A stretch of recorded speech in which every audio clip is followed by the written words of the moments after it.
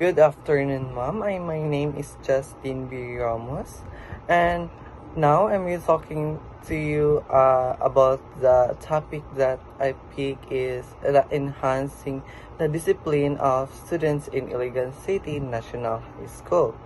Yes, ma'am. This study is very important to us, ma'am, as a student because as we all know, ma'am, na ang mga discipline o mga attitude sa ato ang school is need siya i-control. So now, this purpose of this report, ma'am, is document activities and outcome project aim enhancing students' discipline at Iligan City National High School. The initiative was designed to foster or respectful to responsible and engage a learning environment. Ultimately, ma'am, is aiming to improve our overall student behavior in academic performance. And also, ma'am, that not for all just performance tasks or academic, it also a focus preparing them to their coming college or the future to control their attitude and their discipline so that we can teach them proper discipline, ma'am. So the next is the date of event. The date of event, ma'am, is this event was conducted from September 1, 2025, and I conduct this is my solo or individual reporting or documentary report. So next is the activities conducted. The project include a variety of activities designed to engage student educators and parents in education and action related to discipline. First, we have a 5 discipline. We need first is the workshop and seminars.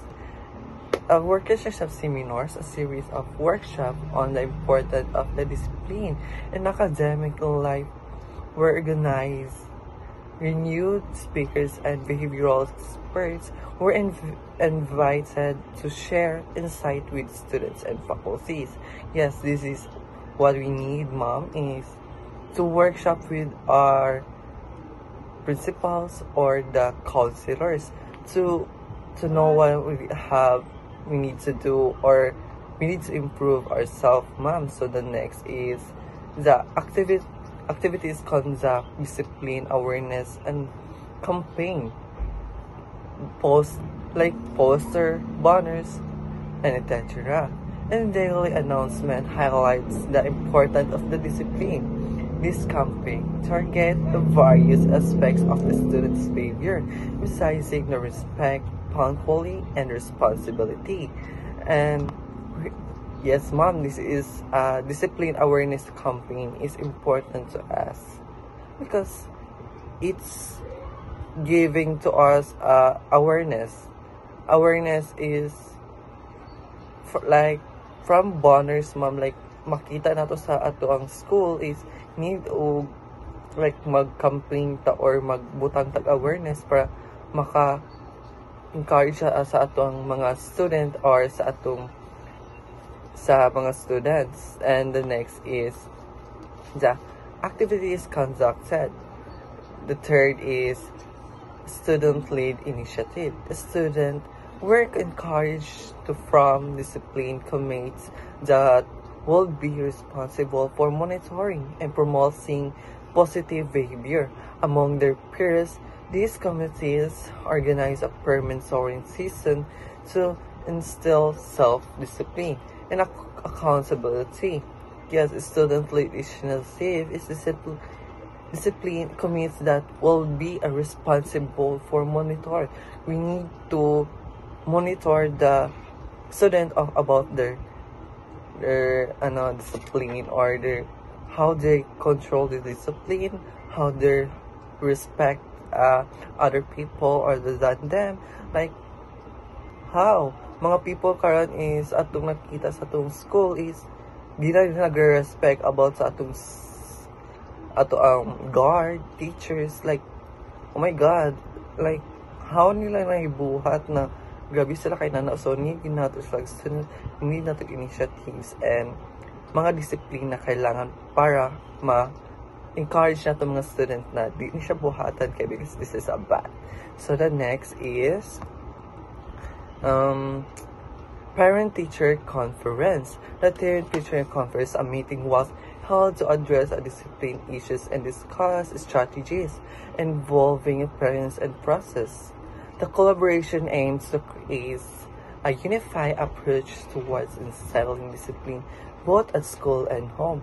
Yes, ma'am. Because we know that ang mga student kay ilang mga gipandisiplina sa parents kay di lang madala sa school because unsay batasan nila sa balay, like dalon po na sa school, like kung unsa sila sa balay, like giunsa mo po lang gikon sa school, like no, dapat kung unsa sa balay ra gyud siya, di ba ma'am? So and for school gyud siya that, so need nato og connection pod og sa atong parents o sa teacher because we don't know naman kung naibasi ni mahitabo sa mga students, you as a teachers pod ma'am. So need nimo og i-connect ang mga parents kay para naa kay connection na mahita unsay mga lihok-lihok ani mga bata nila ma'am.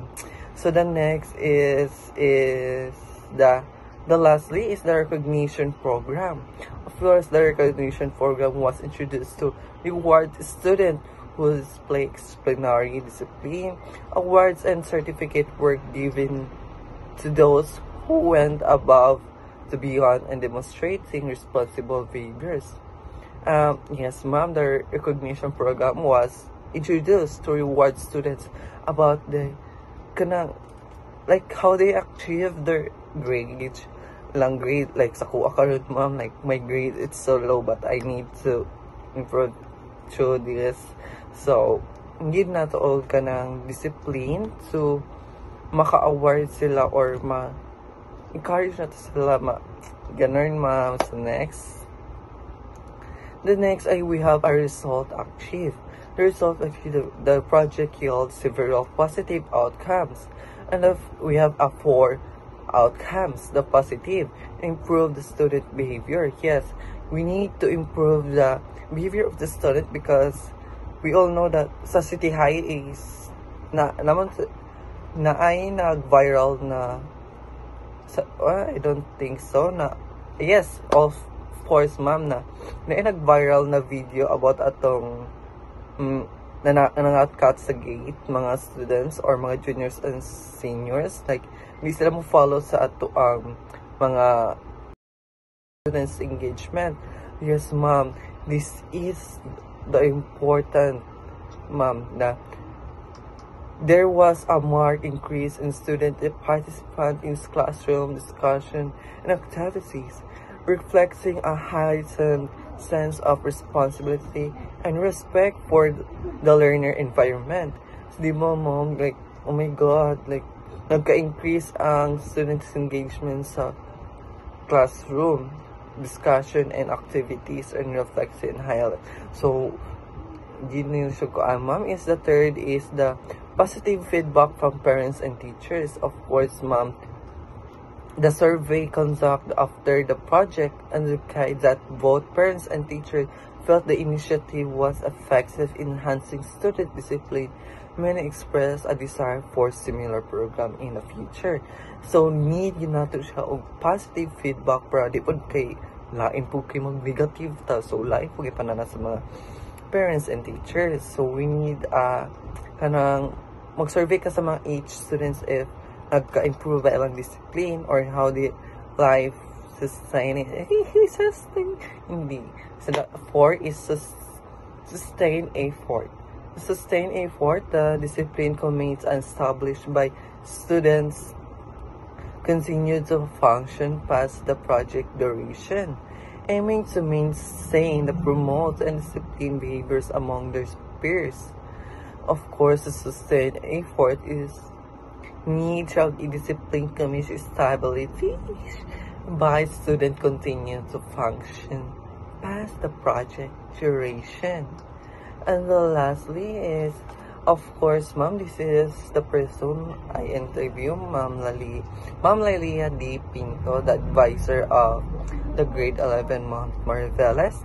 I asked about niya, I asked sa iya na how the discipline of the student and also ma'am sa guard, but I don't have a pic of guard, ma'am, sorry.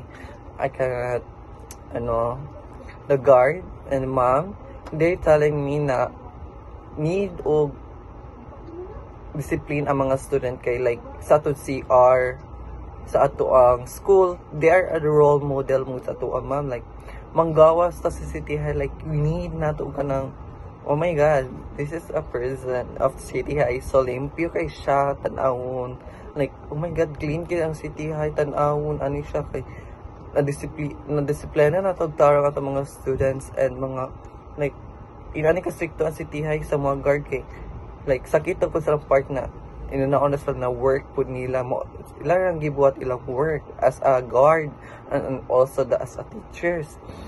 Okay ma'am, in the conclusion, the project to enhance a student discipline at Iligan City National High School was a sound success through collaboration efforts involving students, educators, and parents.